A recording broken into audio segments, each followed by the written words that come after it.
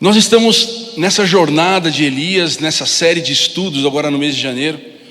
E o tema de hoje é um homem de Deus em construção. Nós estamos lendo no livro de Reis, na primeira Reis, nós estamos no capítulo 17. Deixa eu fazer a introdução para vocês um pouquinho. Nós falamos sobre Elias a semana passada.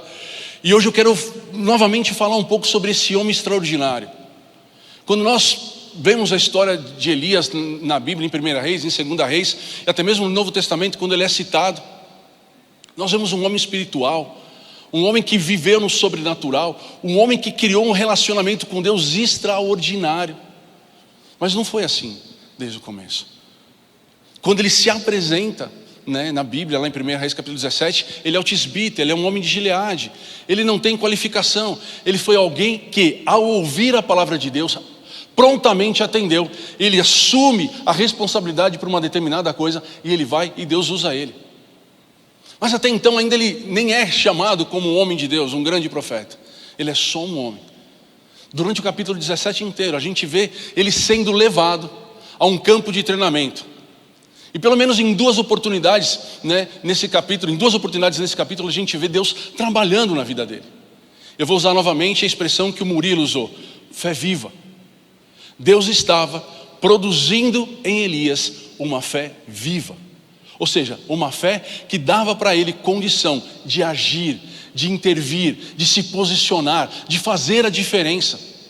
Então o treinamento, esse tempo que ele passou, nessas duas fases que eu quero compartilhar com vocês hoje, tem a ver com uma fé viva, tem a ver com um homem que foi chamado, como nós somos chamados de Deus, para operarmos coisas grandes. Em todas as coisas, quando Deus nos chama, Ele nos dá condições. Mas ao chamar, Ele quer que nós aprendamos. E esse aprendizado, ele é ministrado nas nossas vidas no dia a dia. Ele é nos ministrado através das escolas. Ele é ministrado através de várias situações. Mas nós precisamos desejar, nós precisamos nos submeter. Quando eu escolho Elias, eu escolho esse homem que viveu numa atmosfera sobrenatural, para que nós comecemos a viver também numa atmosfera sobrenatural. Ao ouvir a Deus, ao ouvir uma direção de Deus, nós não tenhamos medo, nós não venhamos nos preocupar como vai ser, simplesmente vai ser porque Deus mandou. Essa era uma característica de Elias. Quando você tiver que orar, quando você tiver que enfrentar uma batalha, quando você tiver que enfrentar uma questão espiritual, como eu disse aqui na minha oração: Senhor, se alguma coisa estiver nos incomodando, se eu sentir alguma interferência espiritual, querendo roubar o meu pensamento, querendo me trazer preocupação, tirar a minha paz, eu tenho autoridade em Cristo de falar: chega. Eu não quero mais que você esteja agindo no meu coração e na minha vida. Quando você vê um familiar, quando você vê uma situação difícil, seja dívida, seja isso, seja aquilo, você simplesmente tem autoridade em Deus para fazer: chega. E com confiança. Essa era a característica dele. Agora, Deus chamou ele? Sim. Deus operou através da vida dele? Sim. Mas Deus estabeleceu um plano de treinamento, um plano de crescimento, um plano de transformar Elias num homem com uma fé viva. Amados, Elias é um dos principais profetas da Bíblia, se não for o mais importante. Ele é um homem que fez muitos milagres, pelo menos 13 milagres extraordinários, de acrescentar azeite e farinha para uma viúva, de orar por chuva, de orar para que não chovesse. Ele criou um legado através de Eliseu. Esse Elias fez 13 milagres. Olha como que a palavra do profeta de Deus tem autoridade. Eliseu fez 26. Só para ir ao encontro daquilo que foi falado. Mas como que Elias chegou a esse ponto de encarar tantas barreiras como ele encarou? Eu queria colocar para vocês essas lições aqui. Eu estou falando sobre coisas extraordinárias. Como que Elias é extraordinário? Amados, Elias não morreu, ele foi arrebatado. Lá em 2 Reis capítulo 2:11 fala: indo ele andando e falando, eis que um carro de fogo com cavalos de fogo o separou um do outro. Ele estava com Eliseu. E Elias subiu ao céu num redemoinho. Gente, é um homem extraordinário que Deus nos dá como um modelo, um bom modelo a ser seguido, de como se comportar. Agora, o comportamento, a construção desse homem, desse homem de Deus, desse homem ousado, desse homem usado, vem através de fatos interessantes para nós pensarmos. Ele vive o sobrenatural. Nesse campo de treinamento, nesses lugares por onde Deus levou Eliseu e nos leva, e é bacana a gente refletir sobre isso. Eu quero falar sobre 2 lugares. O primeiro deles é o ribeiro de Querite. Você vai encontrar lá em 1 Reis, capítulo 17, dos versículos 3 a 7. Então Deus fala para Elias: retira-se daqui, vai para o lado oriente, esconde-te junto à torrente de Querite, fronteira do Jordão. E Deus continua falando, né? Beberás da torrente, ordenei aos corvos que ali mesmo te sustentem. Foi, pois, e fez segundo a palavra do Senhor, retirou-se e habitou junto ao ribeiro, à torrente de Querite, fronteira do rio Jordão. Eu quero tirar aqui, amados, lições, estruturas que nós vamos colocar na nossa vida, e a partir dessas estruturas estarem fazendo parte da nossa vida, estaremos nos preparando para o melhor de Deus. Amados, o ensino, o treinamento, ele vem ao encontro da necessidade, não que faz com que Deus venha, mas que nós possamos ir. Deus tem planos, Deus tem promessas, e Ele quer que nós venhamos viver. E através do aprendizado da palavra, do treinamento, ou de circunstâncias que nós vivamos através da fé, nós nos desembaraçamos daquilo que tem nos prendido. Olha só, aquilo que tem nos prendido em relação a Deus. Deus tem uma palavra de vitória para mim, mas eu não consigo tomar essa palavra para mim. Eu não consigo viver aquilo que Deus tem prometido. Eu estou embaraçado com isso, estou embaraçado com aquilo, eu não tenho fé suficiente, eu sou ansioso, eu estou preocupado, eu estou com medo, eu estou com vergonha, eu tenho trauma. Ou seja, Deus dá para a gente, mas a gente não consegue receber. É sobre isso o treinamento. Quando nós aprendemos o Senhor, nós estamos nos desvencilhando, nos desembaraçando das coisas que nos prendem em relação às coisas grandes que Deus tem para nós. Deus fez isso com Elias. Deus ensinou Elias em situações, nas oportunidades que a vida nos dá, e ele teve essas oportunidades, a gente vai falar sobre elas. A primeira é Querite, de conhecer Deus, e no momento que ele foi levado a fazer algo, ele não teve dúvida, ele fez. A semana que vem a gente vai falar sobre a prova de fogo. A gente vai falar sobre aquele evento de Elias lá no Monte Carmelo, onde ele destrói uma mentira que vinha sendo inserida dentro do cotidiano de Israel há muito tempo. Mas por quê? Ele teve coragem de fazer isso, porque ele teve a oportunidade de viver. Por isso, amados, não tenha medo dos momentos difíceis. Não tenha medo de acreditar que Deus, Ele é Deus em qualquer circunstância.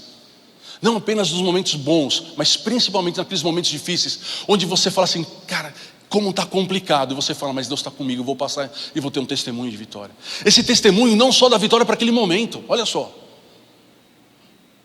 Aquela situação difícil que você vence, ela não é só boa para aquele momento, e muitas vezes a gente só pensa naquilo: eu passei por isso, eu tive vitória, eu consegui. Não. Aquele momento, ele vai te acompanhar durante toda a tua vida.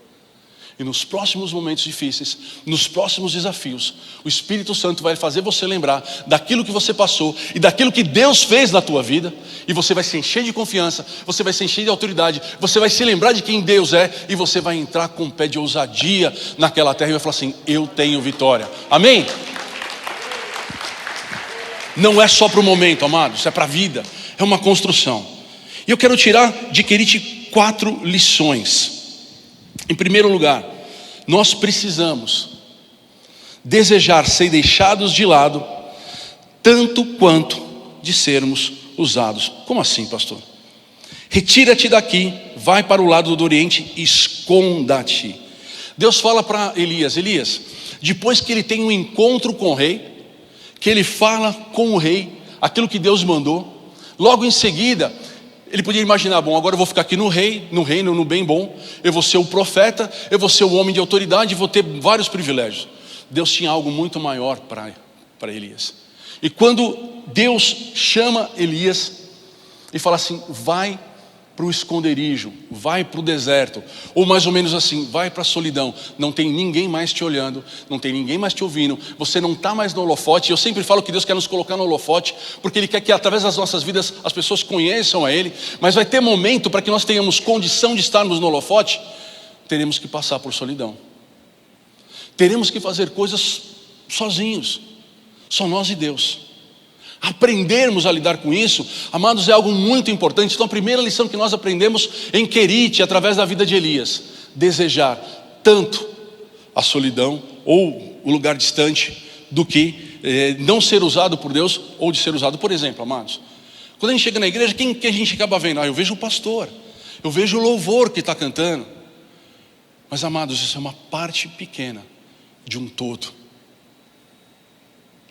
Tem o trabalho das meninas que chegaram aqui às 6:30 da manhã, 7:30 da manhã, para preparar todo o ambiente, para deixar tudo confortável. Das pessoas que estão orando, dos nossos apóstolos que estão intercedendo por nós. Existem trabalhos fundamentais, mas não aparecem. Mas nem por isso eles não são importantes. Muitas vezes nós temos que abrir mão de coisas, abrir mãos de um determinado ciclo, para que nós possamos ver um ciclo mais importante na frente. Deus trabalhou no orgulho, tirou ele dos holofotes. Naquele momento era ele Deus, não era mais pessoas, reconhecimentos, presentes, ser bajulado. Amados, isso é um perigo, e Deus estava trabalhando na vida dele, porque era necessário que houvesse esse trabalho. O outro ponto que eu coloco aqui: vidas ocultas, porém que agradam a Deus. Pessoas que são fundamentais, não estão aparecendo, mas são fundamentais para a consolidação dos alicerces de uma vida. Por exemplo, vocês vão me entender bem, mães de crianças pequenas. Às vezes abre mão da vida profissional, fica horas de madrugada, se cansa, mas está estabelecendo, está consolidando a vida do seu filho, da sua filha. Mas ninguém às vezes enxerga aquilo. Quando você vê um adulto que venceu na vida, que tem, um grande legado, o que está por trás daquele homem, o que está por trás daquela mulher? Pais, ou homens e mulheres, que cuidam dos seus pais velhos. Mas já passou? Não passou. São trabalhos que muitas vezes nós não damos valor, mas são fundamentais e são honrosos. Deus estava ensinando para Elias, ensinando para nós, amados, no que diz respeito a Deus, tudo é honroso, tudo é importante e tudo cumpre um papel. Então, amados, muitas vezes você vai ficar deixado de lado. Não se preocupe com isso. Não permita que o inimigo coloque raiva ou coloque algum sentimento ruim no teu coração que faça com que você se afaste, não de uma pessoa a outra, mas principalmente do plano perfeito que Deus tem para você. Amados, a nossa vida tem muito mais a ver com Deus, e nós precisamos aprender dessa forma. Tem muito mais a ver com Deus do que nós mesmos. Quando nós entendemos isso, a nossa vida, ela começa a se tornar uma vida extraordinária. E nós começamos sim a viver o sobrenatural. É bacana quando alguém fala: poxa, eu vi o milagre. Mas é mais importante quando você fala: eu vivi o milagre. E Deus quer que você viva o milagre. Amém? Glória a Deus. Vou dar uma salva de palmas para Jesus. Deus é bom. Precisamos então desejar ser deixados de lado, tanto quanto ser usados. Se Deus me der, está bom. Se Ele não me der, glória a Deus. Se eu tiver aquilo que eu preciso, senão Ele vai prover. Amados, mas não fazer isso de qualquer forma. O pastor José Luiz, acho que há 3 semanas ele falou isso, quando ele estava ministrando o dízimo. Não basta vir dar o dízimo, vem dar com alegria, vem dar com prazer. Venha fazer isso com júbilo, porque é uma forma de você agradecer. Deus não está preocupado com o teu ato, Ele quer o teu coração. E nós temos a oportunidade de apresentar os nossos corações a Deus, no muito e no pouco. E quando nós aprendemos isso: fosse fiel no pouco, sobre muito te colocarei. Manter-se firme no dia da solidão, eu vou te colocar diante de uma multidão. Creia nisso, creia nisso. Uma multidão, eu não falo só um grupo de pessoas que a gente vai estar falando. Uma multidão é um grupo de pessoas que você vai estar influenciando. E isso vai te trazer benefícios e vai fazer com que as pessoas conheçam a Deus. O segundo ponto, lá no versículo 4: beberás da torrente, e ordenei aos corvos que ali mesmo te sustentem. a direção de Deus, ou seja, quando Deus manda você fazer alguma coisa, quando Deus te coloca em algum lugar, Ele também te dá provisão. Então, a direção de Deus inclui provisão de Deus. Amados, quando nós acreditamos e vivemos isso, como Elias estava sendo ensinado a viver, quando nós perdemos as possibilidades visuais, né? Nos mostra oportunidades espirituais. Eu não estou vendo. Como que isso vai acontecer? Abre uma possibilidade de você ver algo espiritual acontecendo. Amados, para que nós possamos voltar a andar com liberdade, nós precisamos abrir mão das muletas. Quando Deus te chama para algo, você precisa falar assim: eu creio na provisão do Senhor. Ele fala para Elias: vai para o ribeiro de Querite, e lá você vai beber da água que tem nesse ribeiro, e você vai comer de uma provisão sobrenatural que os corvos vão te trazer. Amados, eu preciso entender, quando Deus me coloca, quando você aceita Jesus, você recebe um chamado do Senhor, e que nesse chamado Ele vai te contemplar com tudo aquilo que você precisa. Agora, para que você viva isso, você tem que muitas vezes acreditar não só naquilo que você está enxergando, mas principalmente aquilo que foi te falado, aquilo que a palavra diz. Então, quando some tudo na minha frente, ele sai do reino, ele vai para um lugar deserto, ele deixa de enxergar as possibilidades de homem e começa somente a enxergar as possibilidades que Deus tem.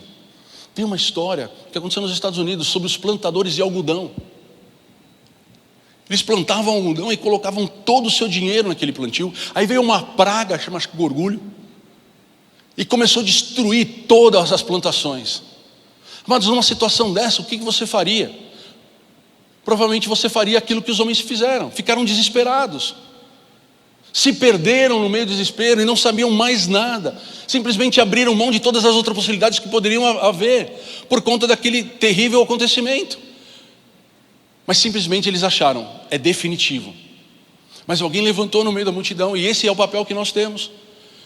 Principalmente se nós acreditamos que Deus é poderoso, e Ele não fecha uma porta sem que seja aberta uma outra porta. Ele não quer que os seus filhos sejam derrotados, muito pelo contrário. Ele não quer que seus filhos tenham uma vida ruim, muito pelo contrário. Mas Ele quer que seus filhos cresçam. Ele quer que seus filhos tenham uma fé viva, uma fé operante, uma fé transformadora. Então esse homem se levanta e fala assim: bom, já que não tem como nós plantarmos o algodão, vamos plantar alguma outra coisa. O que pode ser feito? Alguém falou: vamos plantar amendoim.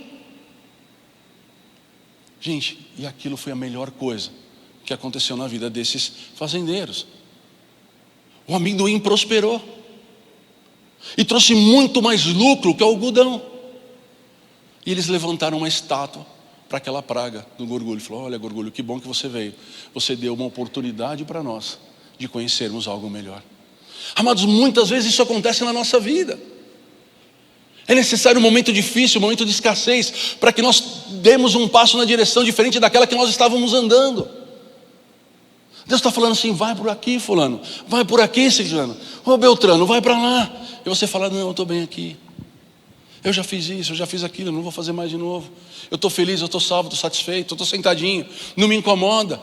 Mas Deus está olhando para aquilo e fala assim: isso vai ser problema na tua vida, eu quero algo novo para você. E o mundo está aí, gente, com pragas, com problemas de saúde, com quedas disso, com quedas daquilo. Mas Deus está sabendo de tudo que está acontecendo. E você está do lado de Deus? Então passe a enxergar como Deus enxerga, para que você possa interagir com as situações. Aqueles que não criam em nada simplesmente ficaram desesperados, mas aqueles que criam trouxeram resposta. E não só trouxeram resposta, viveram a resposta e prosperaram. Deus te chamou, Ele tem prosperidade para a tua vida.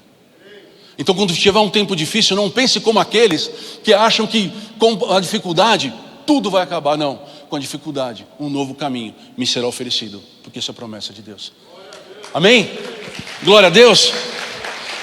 Eu creio, e eu luto para crer. Eu luto para crer. O que você quer dizer com isso, pastor? Porque a nossa tendência é sempre buscarmos aquilo que é pior. A nossa tendência é dar ênfase, é aumentar o poder destrutivo das coisas e esquecer que Deus é poderoso. Nós temos que lutar contra esse sentimento. E muito disso acontece, essa capacidade de lutar, em momentos difíceis que Deus permite que nós passamos, de treinamento que Ele nos leva, e quando passamos a gente começa a enxergar as coisas de uma forma diferente. Viver o sobrenatural demanda experiências sobrenaturais. O outro ponto está em 17:6. Os corvos lhe traziam pela manhã, ou seja, diariamente os corvos traziam pão e a carne, como também pão e carne ao anoitecer, e bebia da torrente. Precisamos confiar em Deus dia a dia. A razão de muitas pessoas estarem cansadas, extenuadas, tensos, distraídos, ansiosos, é que nunca consegue dominar a arte de viver um dia após o outro. A gente tem que aprender a confiar em Deus. A gente tem que aprender a confiar um dia após o outro. A gente precisa acreditar que Deus está no controle de todas as coisas. A gente tem um hábito, e um hábito ruim que a gente precisa destruir, hábitos arraigados, atitudes que se estabelecem por muitos anos, hábitos e expectativas humanas. Da mesma forma que eu crio um hábito de expectativa humana, esperando que só vou conseguir aquilo que eu consegui fazer, eu tenho que começar a criar um hábito de expectativas sobrenaturais. Cada vez mais acreditar no sobrenatural, cada vez mais acreditar no poder de Deus. Olha só na vida de Elias, Deus nunca revelava para Elias o próximo passo antes que ele resolvesse ou que ele vivesse aquilo que Deus tinha pedido para ele. Ele não falava, olha, você vai para cá e depois você vai para lá. Não, ele falava assim, eu quero que você vá para tal lugar. Vai para Querite. Ele ia para Querite. E ele ficava naquele lugar. Quando chegava o tempo dele ir embora, ele falava assim, agora você vai para tal lugar. Ou seja, Elias era dependente de Deus numa situação totalmente contrária. E nós precisamos ser dependentes de Deus todos os dias das nossas vidas. E nós temos que trabalhar para isso. Se nós não vivemos essa verdade, nós sempre vamos estar ansiosos, preocupados. Amados, mas não tem problema nenhum ser ansioso. Tem sim, você se cansa. Você está se estragando todo dia. Você está se enfraquecendo todo dia. Você está deixando de ser uma pessoa ativa, renovada, fortalecida, por conta de algo que já está resolvido. Ou pelo menos o Senhor diz que está resolvido. Eu preciso acreditar. Seja dependente do Senhor como Elias era. Todos os dias ele contava com o quê? Com a comida dos corvos e com a bebida do riacho. Amém? Quarto e último ponto de Querite. Um riacho seco nem sempre é um sinal que algo está errado. Eu vou voltar lá no versículo 1 desse capítulo. Então Elias, o tesbita dos moradores de Gileade, disse a Acabe, tão certo como vive o Senhor, Deus de Israel, perante cuja face estou, nem orvalho nem chuva haverá nesses anos. Nem orvalho nem chuva. Então um riacho seco nem sempre é um sinal que algo está errado. Não pense só no pior. O riacho seco era resultado da palavra de Deus. Não ia chover, e sem chuva não tem água. Ou seja, Deus estava no controle. Deus falou para Elias, vai lá e fala para o rei, aquele que está pecando, aquele que se distanciou de Deus, aquele que perdeu o rumo das coisas, e fala para ele assim, por conta do que você fez de errado, e todo o povo está fazendo, sabe o que vai acontecer? Acabou a água. Você está falando que os teus deuses são poderosos, que a tua crença em Baal, que o Baal é o rei da prosperidade, da colheita, disso tudo. Não. Deus é Deus, Ele está no controle, Ele está falando para você, a partir de agora acabou a bagunça. A partir de agora Ele está falando para você, não vai chover. E não choveu. E não choveu, aconteceu o quê? Acabou a água. Mas Deus falou para Elias, vai para lá que eu vou te dar água e vou te dar o quê? Comida. Chega um determinado, ele acorda de manhã, não tem mais água. Amados, quando você acorda de manhã, muitas vezes você abre a tua geladeira, não tem nada. Quando você quer sair para trabalhar, você não tem trabalho. Quando Deus te dá um filho e você vê que aquele filho está doente, você pensa no quê? Numa possibilidade de você orar e Deus trazer um milagre, ou você pensa no pior? Amados, se você pensa no pior, você precisa renovar a tua mente agora. Você precisa começar a inserir, criar um novo hábito. É isso que eu estou falando. Cria um novo hábito de você acreditar. Antes de você pensar no pior, antes de você pensar que vai dar tudo errado, que acabou o teu sonho. Você vai falar o seguinte: Deus, diante do Senhor, segundo a tua palavra, que tu falas que eu sou teu filho, eu sou herdeiro, eu sou abençoado no Senhor, todas as coisas cooperam para o meu bem, se eu continuar a fazer tua vontade. Muda a mente. Muda a mente para. Deus estava fazendo isso com Elias. Elias acordou de manhã, acabou a água. E agora? Eu espero o que Deus vai fazer. Elias era um homem de oração. Elias era um homem que criava um relacionamento grande com Deus todos os dias. E no deserto, na solidão do deserto, ninguém para falar, ninguém para distrair, ele aumentava cada dia mais o seu tempo com Deus e, consequentemente, a sua capacidade de olhar para o mundo e submeter o mundo a quem? A Deus. Nós precisamos aprender a submeter o mundo e tudo que diz respeito ao mundo a Deus. Amém? Você quer isso? Treinamento. Seja aqui na igreja, nos nossos cursos, na nossa escola, você tem procurado isso? Você tem procurado ouvir a palavra de Deus? É fundamental. Mas também no nosso dia a dia, olharmos para as coisas com a perspectiva divina. Não só derrota, não só perda, não só destruição. Amados, veio uma pandemia, e agora? Deus continua no controle. Vai ter perdas? Provável. Mas elas vão fazer parte daquilo que está te fazendo como homem. E se você está vivo, é que Deus tem um propósito na tua vida. Então, toma posse da tua vida e fala assim: ela vai ser útil para Deus. E as dificuldades vão ser útil para que eu sempre permaneça de pé, porque eu passei pela dificuldade. Amém? O segundo campo de treinamento de Elias, de experiências e tudo mais, chama Serepta. Estava em Querite, que significa cortar. Então você está um tamanho grande, ele começa, Deus está te cortando. Querite, cortar. Então a gente está falando sobre um homem de Deus em construção, né? Nós somos homens e mulheres de Deus em construção. Então Deus está dando aquela podadinha. Quem trabalha com planta, que mexe com jardim, sabe a importância de podar. Você poda um galinho lá, tá, o outro que nasce parrudão, fortão, cheio da possibilidade de dar fruto. Querite é podar. Deus manda agora Elias para onde? Para Serepta. Refinar. Purificar. Então eu digo que Serepta seria um segundo nível de treinamento. Deus conhece a vida de Elias, ele sabe por quê, aonde ele ia, o que ele teria que fazer. Não era nada fácil. Ele estava enfrentando Acabe, ele estava enfrentando Jezabel. Eles eram idólatras, eles eram feiticeiros, eles eram assassinos, eles eram terríveis, e eles eram aqueles que reinavam sobre Israel. Eles trouxeram a idolatria para Israel, e eles fizeram com que o povo de Israel passassem a ser idólatras.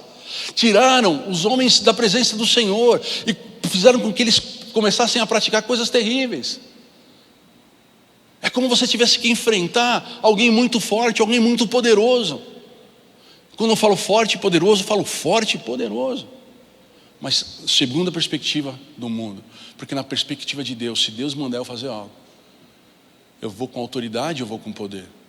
Se Deus me coloca num trabalho, se Deus me coloca numa função, tem fulano me perseguindo porque ele não gosta da minha cara, falando: Deus, foi tu que me colocaste aqui. Ele vai me dar provisão, ele me dá condição de esperar, ele dá tudo. Mas ele vai querer que você encare aquela dificuldade, não como alguém fala assim: eu vou quebrar esse cara também. Agora quem vai perseguir ele sou eu. Agora quem que vai mostrar para ele quem é bom sou eu. Eu não preciso disso. Eu creio que você também não precisa. Mas a nossa tendência é resolver no braço. Aquilo que Deus está ensinando para Elias e está nos ensinando hoje é na oração, é na confiança, é no entendimento claro de que eu estou no lugar certo com a pessoa certa. Ou seja, Deus está no comando e Ele vai fazer com que a coisa aconteça. E quando eu passar por aquilo lá, sabe o que vai acontecer? Deus, é maravilhoso. A próxima que acontecer, você fala assim: poxa, eu já passei por isso, eu não vou ficar com medo. Deus leva Elias para Serepta. Em Serepta também nós encontramos lições, né? A gente encontra a lição no nome, está cortando, está deixando o tamanho certo. E Serepta, refinar. Primeiro lugar, provas produzem semelhança com Cristo, né? Como eu disse para vocês, Deus sabia o futuro de Elias, como Deus sabe o teu futuro. A prova é para te aprovar. A prova não é para te reprovar. A prova tem o intuito de fazer você colocar em prática aquilo que você aprendeu. A prova é te forçar a buscar mais, a se preparar mais, né? Ela é importante para nós. No começo de uma jornada, queridos, não é fácil. Mas para que eu me torne um médico, depois de 10 anos de treinamento, né? E só lá no 10º ano, sei lá, alguma coisa muito próximo a isso, eu recebo um diploma e sou honrado como médico. Mas eu preciso do meu primeiro dia. Eu preciso do início do estudo, onde ninguém me reconhece, ninguém me chama de médico. Mas a partir do primeiro dia, Deus já está me fazendo ser um médico. O estudo, a vida já está me fazendo um médico. Então você não pode abrir mão do começo. Você não pode abrir mão dos treinamentos, dos momentos difíceis. Eles são fundamentais na formação daquele homem, daquele médico. Então, amados, desde o começo, você já é médico. Só que ainda você não pode exercer. Mas sem aquele dia, lá no 10º ano, você não tem condição de exercer aquela profissão. Como cristão, nós precisamos entender que tudo tem um começo, tem uma forma. E Deus nos treina. E é importante esse treinamento para nós. Deixa eu ler um texto para vocês, Salmo 66, 10, 12, como fala sobre essa questão que Deus nos leva a momentos difíceis para nos fortalecermos. O crisol é para a prata e o forno, esse aqui é Provérbios, deixa eu ler primeiro os Salmos. Pois tu, ó Deus, nos provaste, acrisolaste-nos, ó Deus, nos purificou, como purifica a prata. Tu nos deixaste cair na armadilha, oprimiste as nossas costas, fizeste que os homens cavalgassem sobre a nossa cabeça, passamos pelo fogo e pela água, porém, afinal, nos trouxeste para um lugar espaçoso. Permitiu que coisas ruins acontecessem, para que no final, ou seja, no momento certo, nós estivéssemos num lugar espaçoso ou num lugar confortável. Amados, não podemos abrir mão das lutas, não podemos abrir mão dos momentos difíceis. Eu não estou dizendo aqui para você correr atrás do problema, muito pelo contrário. Mas eu estou dizendo para você não fugir dele, quando ele se apresentar. Pelo simples fato que Deus está contigo e Ele tem o melhor para você. Amém? Amém? Nessa jornada, né, nessa jornada de passar por dificuldade, de passar por luta, queridos, o começo é muito complicado. Os primeiros dias são mais difíceis. O inimigo quer nos desencorajar. A primeira impressão, aquele negócio que você olha e fala, nossa, que coisa terrível, está totalmente diferente daquilo que eu imaginei, né? Isso pode ser uma prova, né? Duas questões nesse versículo 12 aqui, olha.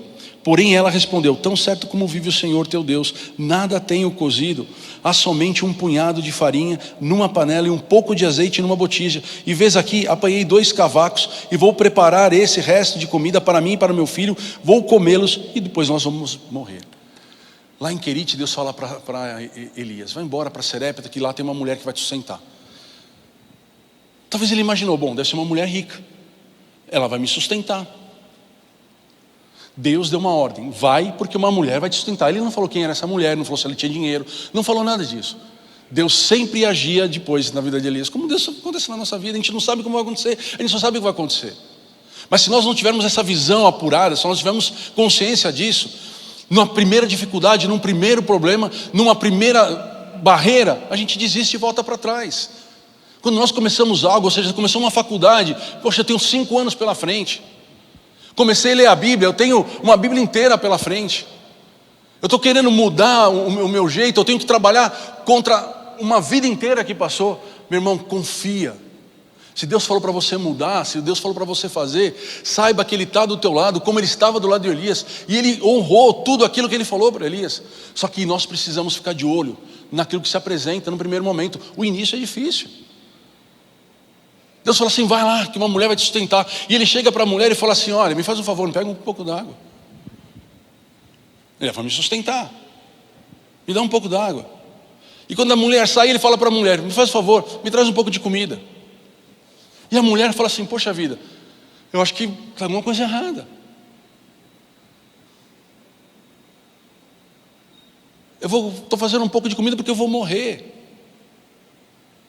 Elias podia ter olhado para aquilo e falado assim: poxa vida, acho que eu estou na mulher errada. E se você estivesse no lugar da mulher? Você está lá trabalhando, uma situação difícil, como muita gente estava. Amados, foram 3 anos de seca em Israel. 3 anos sem água é sem plantação, sem água, é sem condição de você matar a sede do teu gado. Ou seja, quando Elias sai de Querite para Serepta, ele deve ter passado pelo caminho em muitos bichos mortos, gente desesperada, com fome, com sede. Agora imagine aquela mulher, naquela situação, com um pouquinho de comer, chega um homem que devia também estar, já com uma roupa de dias, falando para ela assim: pô, me dá comida. Ele falou assim: mas quem é você para me pedir isso? Quem é você? Por que eu tenho que te dar alguma coisa? Por que eu tenho que acreditar em você? Amados, o mundo sempre coopera para que nós tenhamos dificuldade de enxergarmos em Deus o que Deus é. Mas eu não posso andar para que o mundo fale, eu não posso andar por circunstâncias. Eu preciso andar de que forma? Eu preciso andar pela fé. Então, amados, primeira impressão, toma cuidado.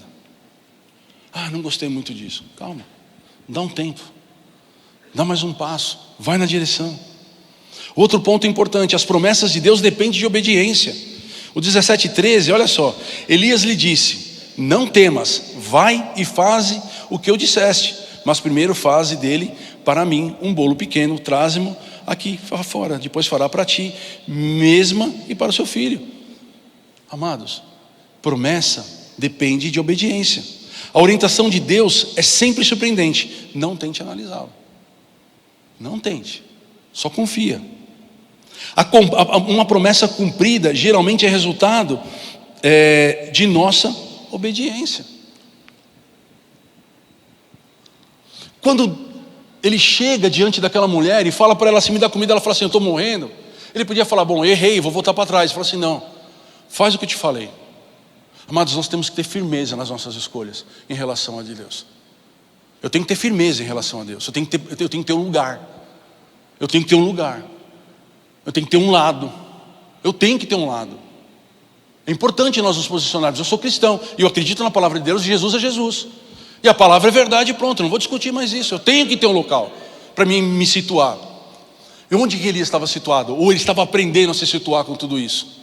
Na palavra que Deus tinha dado para ele. Vai lá e fala: tem uma mulher para te sustentar. E ela vai te sustentar. Então ele não olhou para a circunstância da mulher. Ele olhou para quem era Deus. Ele olhou para quem era Deus. Pode fazer. Pode fazer. Vai lá, faz. Traz primeiro para mim. Olha a fé. Depois você faz para você. Enquanto tiver seca, não vai te faltar. Até o dia da seca vai ter pão e vai ter azeite na tua despensa. Você crê dessa forma, meu irmão? Nós precisamos ir na direção dessa fé. Olhar como quem olha para aquilo que já se tem. Isso é fé. Eu não tenho na minha mão, mas eu tenho a palavra. Amados, nós precisamos aprender a transformar a palavra de Deus em verdade na nossa vida. Fé viva. O pastor Murilo falou isso. Fé viva. Eu tenho fé. E aí, o que você faz com ela? Eu tenho fé. Não, eu tenho fé, eu utilizo ela. Elias utilizou a fé. Outro ponto importante que eu vejo aqui no 14: a farinha da tua panela não acabará e o azeite da tua botija não faltará, até o dia em que o Senhor fizer chover. A provisão de Deus, elas são justas. Qual que é o ensinamento que nós temos que tirar daqui? Sermos gratos. Eu não tenho o melhor emprego, mas tenho um emprego onde eu possa te honrar. Amados, quando você está trabalhando, talvez não seja o emprego que você gostaria de ter, mas é o emprego que Deus te colocou. Você quer começar a prosperar nesse emprego? Se comporte nele, entendendo que quem abriu a porta foi Deus, e faça o melhor. Porque quem te promove, quem te prospera, é Deus. Quem te promove é Deus. Quem te prospera é Deus. Não gosto disso. Mas Deus te colocou ali por algum motivo. A gente está falando sobre treinamento, a gente está falando sobre oportunidade. E muitas vezes, para que eu possa ter um cargo melhor, eu preciso aprender coisas, preciso aprender a lidar com situações, eu preciso ter controle emocional, eu preciso ter gratidão. Preciso ter gratidão. Olha só o que está escrito lá em Mateus capítulo 25, versículo 21. Bem está, servo bom e fiel. Sobre pouco foste fiel, sobre muito te colocarei. Entra no gozo do teu Senhor. Você tem sido fiel no pouco? O que é o pouco, gente? É aquilo que muitas vezes não te agrada, aquilo que não vai ao encontro do teu sonho. Eu só quero dizer para você que não terminou ali. Você tem oportunidades e possibilidades de viver muito melhor. Só que ali você tem que honrar a Deus. Ali você tem que fazer o melhor. Ali você tem que ser o primeiro a chegar. Ali você tem que ser persistente. Se te pede um, entrega dois. Deus é justo. Ele quer que sejamos gratos, não por aquilo que temos nas nossas mãos, mas por aquilo que Ele tem nos dado, segundo a Tua palavra. Amém?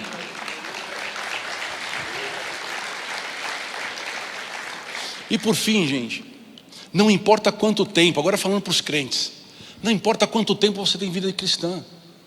Amados, a vida é uma jornada, e Deus pode te levar para vários lugares durante o caminho. Não importa quanto tempo você tem vida cristã, Deus pode te chamar para um treinamento, Deus pode te chamar para algo novo, né? Deus fez isso com Elias. Então supere as notícias ruins, confie no plano que Deus tem. Clame pelo Senhor nos momentos críticos. Lá no versículo 17 e 20, no capítulo, né, no capítulo 17, no versículo 20, fala assim: então clamou ao Senhor e disse: ó Senhor meu Deus, também está essa viúva com quem me hospeda. Afligiste matando o filho? Estendendo-se 3 vezes sobre o menino, clamou o Senhor e disse: o Senhor meu Deus, rogo-te que faças a alma desse menino tornar a entrar. O Senhor atendeu a voz de Elias, e a alma do menino tornou a entrar nele.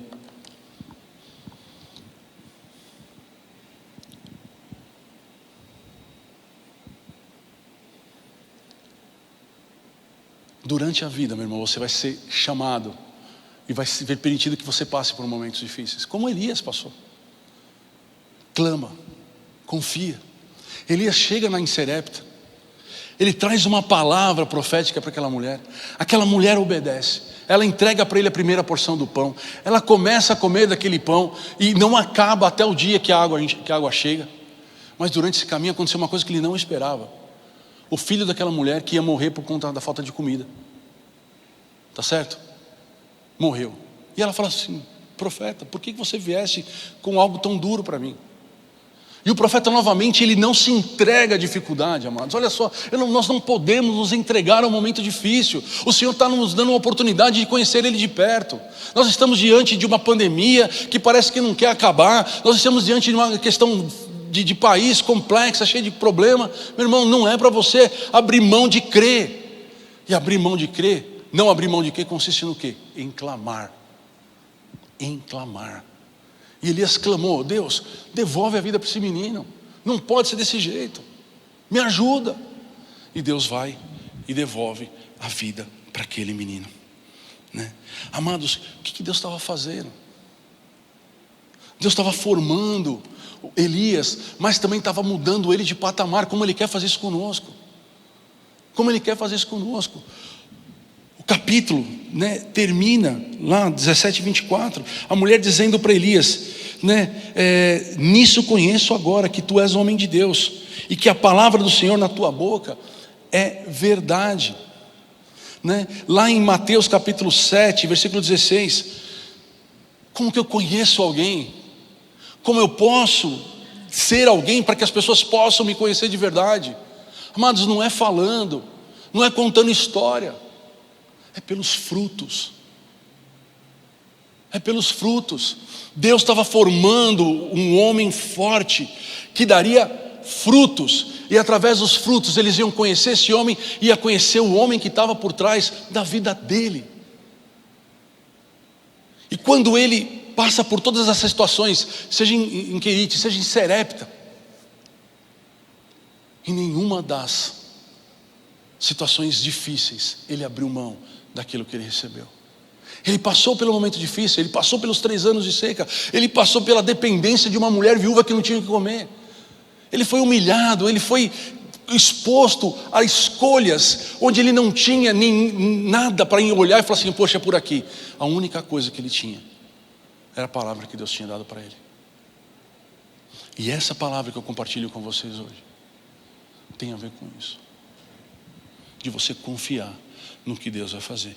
E ao confiar, quando você escolhe confiar, quando você escolhe crer, meu irmão, a tua vida vai começar a dar frutos. Frutos como Elias teve. E através desses frutos, você vai se beneficiar, mas também vai fazer com que você seja conhecido como um homem de Deus.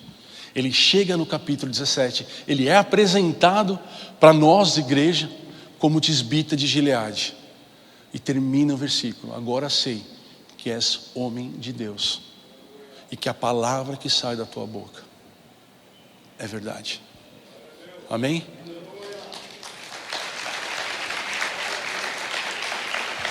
A palavra que sai da tua boca é verdade. Eu queria que você fechasse os seus olhos nesse momento. Amado, deseje ser um homem de Deus. Anseie por isso. Anseie.